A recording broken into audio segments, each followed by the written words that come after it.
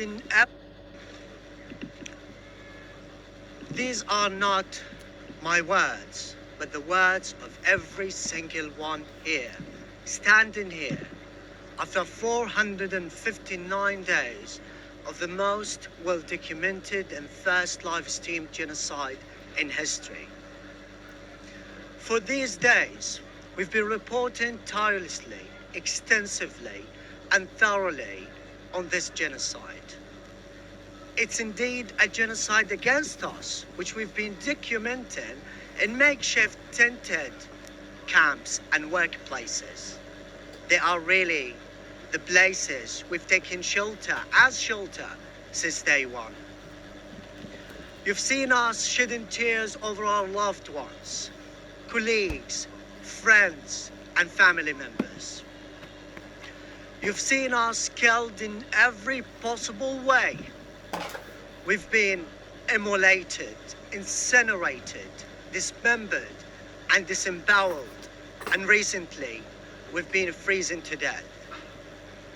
What more ways should you be seeing us killed in so that you can move and act and stop the hell inflicted upon us? There are no words to describe what we've been going through, because you've seen our bodies, how they've become fragile, skinny, and fatigued. But we never stopped. We never stopped to tell you the truth, to narrate our stories, and to tell you that we are being genocided, to move your dead consciences, to help a population that has seen every sort of torture and tasted every type of death. Today, we're all standing here after Israel's impunity against us. And we don't know how many journalists should be killed so you can really act and stop Israel's impunity against us. Our message is very clear.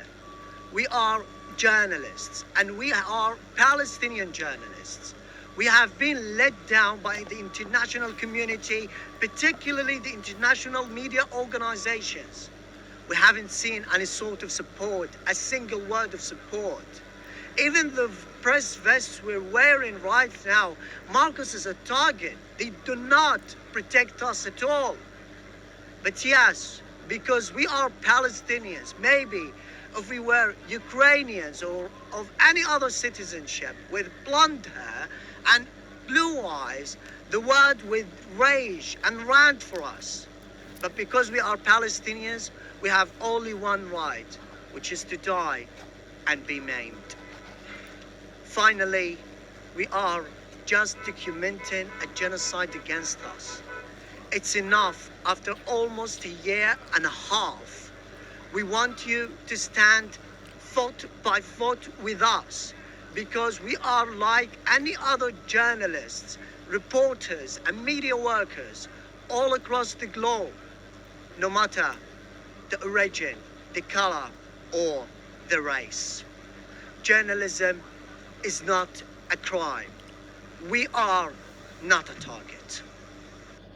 Did you know that Amazon has a $50 million fund that they have to pay out every month? And here's how you can get a cut of it. My name is Charlotte Mickelson, and we help everyday... This is a speech which should trigger an overwhelming sense of shame amongst Western journalists, but it won't, because the vast majority of them won't even listen to it. For many of them, courage is defined by saying and writing terrible things about marginalized minorities in the rags they work for, and then getting criticized about it by teenagers on social media, where they then claim to be the victims who are suffering the trauma, the horror of being scrutinized by members of the public for making life that little bit harder for people whose lives are already too hard. These Western journalists like to think of themselves as noble truth tellers, speaking out without fear or favor, and there are some of those that are courageous journalists here in the West. That's without question. There are just too few, not least in positions of prominence and influence. Well, Israel's genocide has certainly exposed the vast majority of the Western media for who they are. They knew from the beginning that Israeli leaders and officials repeatedly declared that civilians in Gaza were human animals, that they would illegally cut off all the essentials of life to them, like food and water and energy, that they believed all civilians in Gaza had collective guilt, that there was no such thing as civilians who were not aware, not involved, as Israel's president put it. As they bragged they would flatten Gaza, that as one Israeli minister put it after the first few weeks, the north of the Gaza Strip, simply a pleasure for the eyes, as they boasted about the destruction there. The total destruction. They know Israeli ministers boasted they were doing another Nakba, that is, a repeat of the murderous ethnic cleansing of Palestinians by Israel in 1948. They may not have heard every single statement. They may not have heard that Israel's defense minister Yoav Gallant declared at the start variously that he had lifted every restriction and every restraint on Israeli soldiers, but my goodness, did they hear enough. They saw with their own eyes the ever more apocalyptic footage from Gaza as its buildings were so comprehensively destroyed that it now has a completely different colour and texture when looked at from space.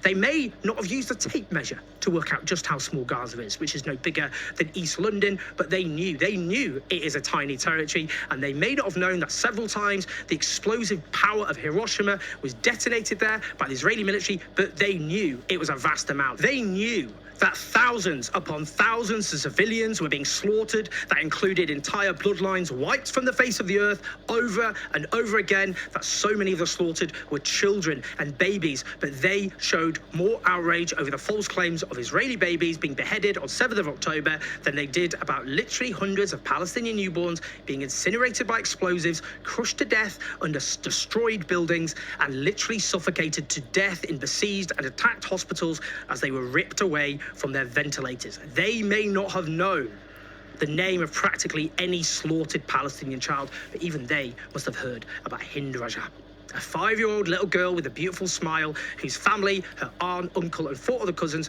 tried to flee their home for safety. Most of them killed, leaving just her and 15-year-old cousin Leanne alive. Leanne desperately ringing the Palestine Red Crescent pleading for help before you hear her slaughtered on that call by a tank. An ambulance sent to save little Hind, now on the phone, terrified, in a car full of the bloodied corpses of her family, as she begged for help, as she pleaded. She was terrified of the dark. The paramedics sent to save her, who coordinated their journey with the Israeli Defense Forces, who were then blown up by the Israeli army, barely anything remaining of their corpses. And then days later, the decomposing bodies of Hind and her family were discovered. They may not have known that every single aid agency, as well as 2 government departments, concluded over and over and over again many months ago that Israel was deliberately starving the Palestinian people, as was promised by Israeli leaders from the beginning, but they certainly knew enough. They may have tried to avoid hearing the endless stories of Israeli soldiers torturing and raping Palestinians, including to death, but even some of them must have heard about a riot in support of the right to rape Palestinian detainees on the streets of Tel Aviv, attended by Israeli ministers this summer. Did they really think that there was some legitimate moral or military end which justified unleashing this level of death, destruction, carnage, suffering, killing so many more times the number of Israelis killed on the 7th of October, day after day after day after day, for 465 days? They knew enough. They knew enough. And yet many of them carried on justifying this barbarism. They knew enough, and yet many of them refused to speak out apart from empty hand-wringing and platitudes. Let's be generous. Let's be generous. Maybe some of them were scared. I know some of them are scared. Maybe they feared being smeared as racists or terrorist supporters because they happened to object to the mass slaughter of innocent people. Maybe they feared their careers would be menaced, that they'd be deplatformed. None of them irrational fears, but I'll tell you this, none of these fears are worth even 1,000th or 1,000,000th of the fears of Palestinian journalists spending every day fearing that this may not only be their last day, but the last day of every single person they love. Cowardice, not least in an age of genocide, is complicity.